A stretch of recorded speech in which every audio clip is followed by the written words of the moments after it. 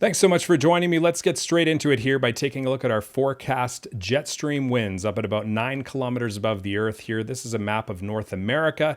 And we can see here this big sprawling upper level low pressure system focused in sort of the middle part of the country and specifically over northern Manitoba. This is what I've been calling the Manitoba vortex. It sounds somewhat scary, but it's not. It's just a big upper low kind of swirling here across most of the middle of the country. And of course, to the south, we can see this fairly strong jet stream across the northern tier of the United States, leaving most of Canada to its north in a cooler than normal air mass. And of course, these jet streams tend to divide between warmer and cooler air masses, where you see it stronger here.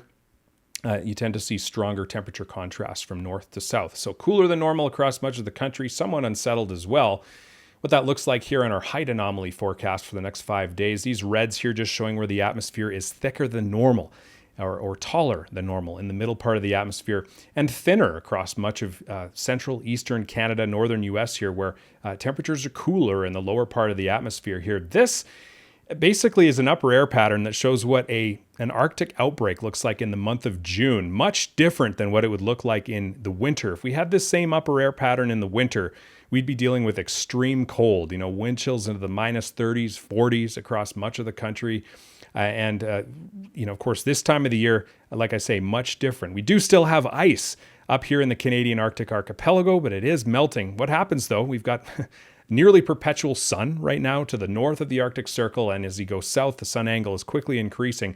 This Arctic air is sort of displaced to the south with this upper air pattern, but it quickly modifies over the snow-free ground and warms up. Like I say, high angle sun, snow-free ground, it warms up, such that it's just basically seasonally cool. So if you like cooler than normal conditions, comfortable conditions, this is probably a good time for you. It's not that hot, humid summer air that we typically see in some of these areas of the country. So as a result, like I say, temperatures are below normal across much of the country. Exceptions include southern BC interior, sort of our interior valleys, the BC coast, parts of northern Yukon, Northwest Territories, much of Nunavut and northwestern Quebec are above normal. Like I say, you can see where that upper ridging is here through northern Canada, but cooler than normal across much of the country associated with that big vortex that we're calling the Manitoba vortex. To its west, because we've been seeing fairly persistent upper air pattern for the last few days, we've been seeing persistent northwest winds across Alberta. If you've noticed winds, man, it's been really windy out of the north and northwest, especially here in Calgary, where I live. You're not imagining things. This is a windrose. It's basically, you can just see it's like a compass, north, south, east, and west. And it's showing us here, these individual spokes are different directions, and it's showing us basically how frequently the wind blows from any given direction and how strong it blows from that direction. And we can see here that we've been seeing predominantly winds out of the north-northwest in Calgary. And of course, in meteorology, when we talk about the wind direction, we're always talking about the direction that it's blowing from. So this is a wind coming from the northwest or north-northwest here. And I actually crunched the numbers. I'm just basically estimating it here based on the windrose. Winds have been out of the north-northwest in Calgary about 46% of the time so far in the month of June. And these kind of maroon or burgundy colors here show that about 13% of the time this month, winds have been in excess of 20 knots, which is about 37 kilometers an hour. That's drafty. So it has been very windy, and it has largely been out of the northwest. I can tell you, as a cyclist in Calgary riding my bike into the wind a lot of the time, it's been a little bit annoying. So if you've noticed that, it's certainly happening. This is what we would typically see in Calgary. Northwest winds still fairly common in June, but we would typically see a lot more southeasterly winds as well as westerly winds. Those have been absent this month. So something interesting out there with this persistent upper air pattern. Let's take a look at the wildfire situation here across the country. And again, very slow start to the season. We do have a few out of control fires here up in western Northwest Territories, parts of northern Alberta, a couple larger fires there in northern and northwestern Manitoba, 2 over 1,000 hectares in size, as well a couple over here in far eastern, northeastern sort of eastern Manitoba and northwest Ontario. These reds here are out of control fires, and the purples are what are known as monitored fires. These are fires that are basically just left to burn because they're not immediately threatening any resources, values at risk, communities, human life and whatnot. So officials will basically just let these ones burn and let nature run its course. Of course, wildfires are a natural part of the forest landscape. So we do have a few monitored fires, but overall across the country, very quiet compared to normal. If we look at our area burned as of June 17th, 145,849 hectares. This is just over 10% of normal based on our 10-year average. We should be up at about nearly 1.4 million hectares burned at this time based on the 10-year average. And 5-year average, 2.3 million hectares plus, because we've been seeing some very active fire seasons in recent years. So we're well below normal. Skies are largely smoke-free as a result across much of the country.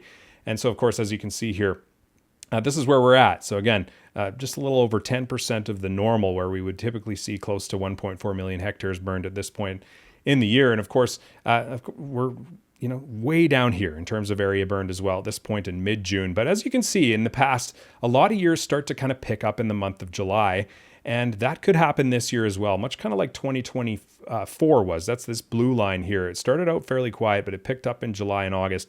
2026 could go that way as well. If you watch my El Nino video, you'll see that we talked about the summer forecast, and we could be seeing increased fire activity across the country, especially into British Columbia. But just because conditions have been quiet out there doesn't mean we haven't been seeing impacts. Here in BC, it was fairly tense there in the Okanagan. On Tuesday, we had the Callamore Park wildfire here that started in Callamore Park and quickly kind of ballooned and spread northeastward rather, basically along the western shore of Lake Okanagan, threatening Casa Loma, Lakeview Heights, these communities here in West Kelowna. We had like 350 homes that were evacuated. They're back home now, thankfully, the residents in this area, but just very tense. I mean, Kelowna is no stranger to wildland-urban interface wildfire incidents, and here was just another one here in West Kelowna. So it's good to see that, the over 100 wildfire fighters that were engaging that fire, or 100 firefighters in general, were engaging that fire. They really did a good job here. And of course, we can see what the fire looked like based on a tweet here from Zachary C., who took this picture from the other side of Lake Okanagan looking west. Mount Bushery there in West Kelowna, you can see that fire burning near the lake and moving northward there, smoking out areas downstream. And of course, very tense for residents here in West Kelowna. Back in 2023, the McDougall Creek fire was kind of up in this area and kind of beyond outside of the picture in much thicker, more continuous fuel. So it's a lot harder to stop that fire. It's great to see that fire under control so quick here in the Okanagan Valley. Of course, another good, piece of good news here in Alberta, all of the carryover fires or overwintering fires that survived from May 2025 are all extinguished now. So, I mean, we did have a cluster of blues here from last May that have kind of been nixed from this map, and Mother Nature certainly bringing us some help there in much of northern Alberta with lots of rain recently. So it's good to see a bunch of those fires put out here in Alberta. Let's talk about the forecast in the next few days here. With that Manitoba vortex, that sort of cool, sort of upper low sprawling across the middle part of the country, unsettled conditions, cooler than normal temperatures, but we do see some sort of daily instability with daytime heating. We see showers and thunderstorms kind of daily from much of the Yukon Territory across northeastern BC, Alberta, and Saskatchewan with daytime heating. But we do see a fairly substantial, fairly small but substantial, or fairly strong, small but strong upper level disturbance here that's kind of moving through the flow from central northern BC into Alberta. Fairly slow moving as well. That's going to bring a fairly substantial precipitation event across much of central Alberta. So it looks like the heaviest totals are going to be sort of from parts of northeastern BC, west central and central Alberta, and then kind of dilly-dallying its way out across Saskatchewan and into Manitoba, slowly into next week. We could also see a risk of some thunderstorms, some of which may be severe as that low-pressure system sort of departs the Rockies here in parts of southern and central Alberta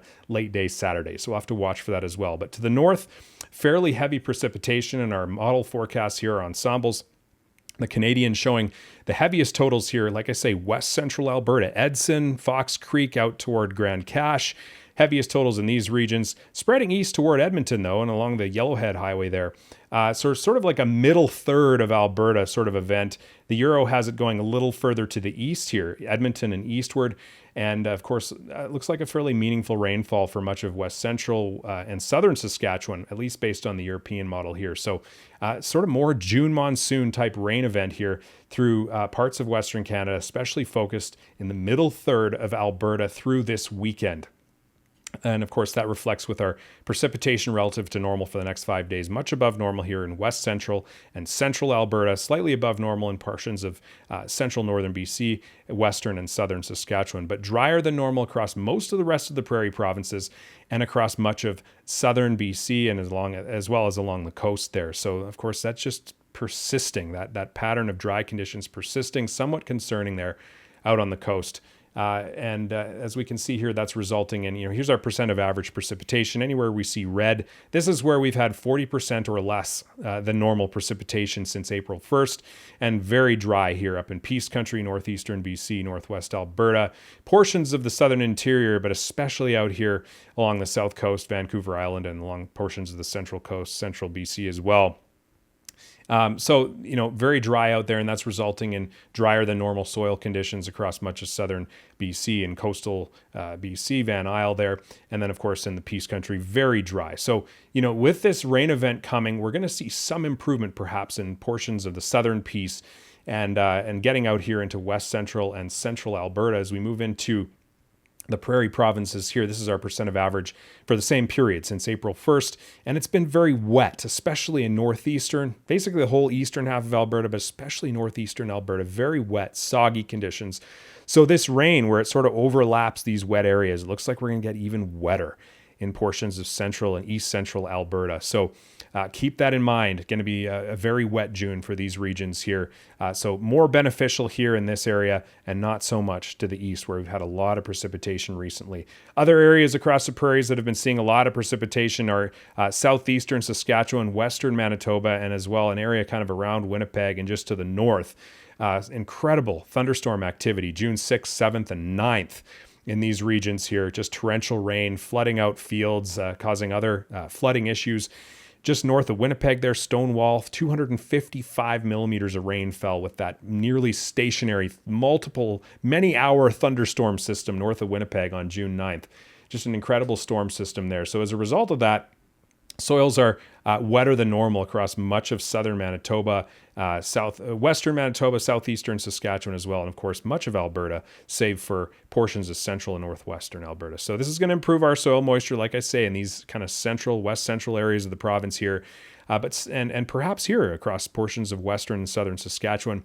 Still a bit of a dry patch there in the southwestern part of Manitoba, but for the most part, the prairies are fairly wet this spring so far, getting into early summer, and much in contrast to BC, which is drier than normal. That's going to be a consideration as we get into the coming weeks for the potential of maybe an earlier, more active wildfire season in BC. That's the weather picture across Western Canada. Thanks for joining me. We'll talk to you next time.